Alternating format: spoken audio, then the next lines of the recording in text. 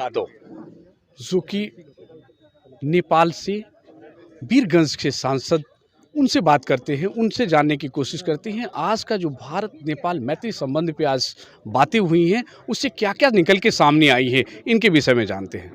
जी प्रदीप जी, ये बताया जाए आज जो बात यहाँ हुई है, क्या लग रहा है आप किस विषय पे क्या-क्या बातें हुई?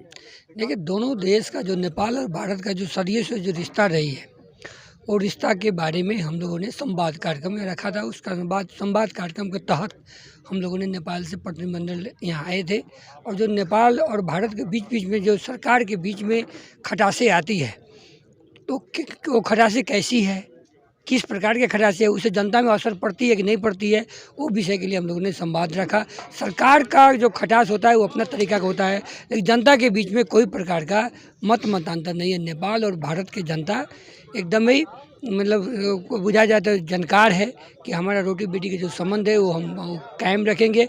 सरकार का रिश्ता खराब होने से हमारा रिश्ता खराब नहीं होगी, वो विषय में हम लोग संवाद यहाँ रखे हुए थे। और जैसे अभी सबसे बड़ी परेशानी आ रही है, देखा जाए भारत की तरफ से खुल चुका है, सारी गाड़ियाँ जाती हैं, गाड़ियाँ उधर से आ रही हैं, नेपाल से आती हैं, कोई परेशानी नहीं होती। तो आखिर क्या वजह है कि नेपाल सरकार अभी तक गाड़ियों को आने जाने में परेशानी कर रही है, क्या वजह है इसकी? जी, कोरोना का एक बहाना है, नेपाल सरकार की षड्यंत्र है। मैं नेपाल सरकार के नेपाल के में सांसद होने के नाते भी मैं नेपाल सरकार को बहुत बड़ा दबाव दे चुका है। हम लोगों ने विज्ञप्ति भी निकाला, हम लोगों ने प्रधानमंत्री से आग्रह भी किया कि बॉर्डर खोलिए आप। बॉर्डर खोलने से बहुत सारा समस्या समाधान होगा, बॉर्डर बंद करने से समस्या और बिगड़ेगा। उन्होंने बोला कि हम जल्दी ही खोलेंगे, लेकिन जल्दी कब होगा? हम लोग भी बड़ा आश्चर्यचकित लग रहे हैं। जल्दी जल्दी तो बोलते हैं, ना नहीं बोलते हैं, लेकिन खोल भी नहीं रहे। कुछ एक बातें इस तरह से आती हैं कि जहाँ इंडिया के अभी बहुत लोग जाते हैं वहाँ काम के लिए, आपने देखा होगा बहुत सारी बातें आती हैं, नेपाल के लोग यहाँ आते हैं काम करने के लिए। तो ऐसा कभी बहुत बार हो रहा है, ये देखने को आ रहा है, हम भी बता रहे हैं, हमारी दिखाने की मजबूरी होती है। जब जाते हैं उनको मारा जाता है कि आप नहीं जा सकते, गाड़ियों को रोका जाता है, उनको परेशान किया जाता है। कुछ एक आप लोग इस मुद्दे पे क्यों नहीं आते हैं? मारने पीटने की बात तो हम नई बात सुन रहे हैं। ऐसा बात कोई भी किसी को नहीं मार सकता है। रही बात कि सीमा में आने जाने के लिए खास करके नेपाल सरकार ने प्रतिबंध लगाया है, और नेपाल सरकार का ये प्रतिबंध गलत प्रतिबंध है, क्योंकि सारा चीज़ खुल गया तो सीमा क्यों बंद रखेंगे आप? कि तो पूरा देश लॉकडाउन रहे तो कोई चलिए तर्क रहता है। जब देश से सब खुल गया, लॉकडाउन है ही नहीं है, तो सीमा नाटक करने की ज़रूरत नहीं है। इसलिए नेपाल सरकार को खोलना चाहिए। भारत सरकार भी खोल दी तो नेपाल सरकार को खोलना चाहिए। और जो गाड़ी घोड़ा अभी खास करके क्या है कि गाड़ी घोड़ा भी बंद किए हुए हैं, माल बाहक प्राइवेट गाड़ी आप नहीं जा सकते हैं, आपको भंसार नहीं होगी, समस्या हो रही है। इससे नेपाल को ही घाटा है ना, नेपाल का टूरिज्म में भी घाटा है ना। मान लीजिए पोखरा, काठमांडू, मुक्तिनाथ, लोग जो तीर्थ स्थल जाते हैं, घूमने के लिए जाते हैं, फैमिली लेकर जाते हैं भारत के लोग, उससे नेपाल को तो फायदा होता है ना। ये तो खोलना चाहिए ना। ये देखिए, देखते ही देखते संसद भंग कर दिया गया।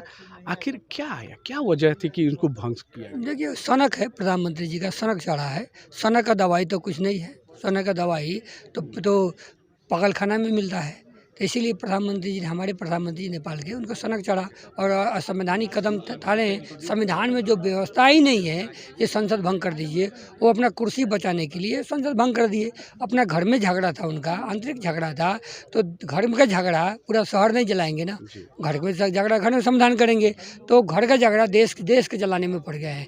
इससे नेपाल स्थिर नहीं होगा, अस्थिरता पैदा होगी, अधिनायकवाद लदेगा और लोकतंत्र गणतंत्र पर खतरा एकदम मंडरा रहा है।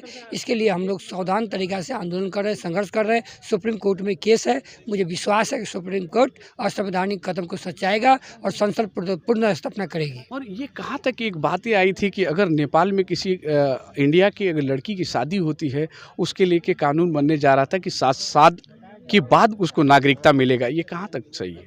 एकदम सही बात है। अभी का जो ओली जी का सरकार है, उनका लोग ये प्रस्ताव ले आए थे पार्लियामेंट में, जो कि कोई भी विदेशी महिला अगर नेपाल में ब्याह करके आती है तो उसको 7 वर्ष वेट करना होगा। एक खतरनाक प्रावधान है, इसके लिए हम लोग विरोध किए, संसद के भीतर विरोध किए।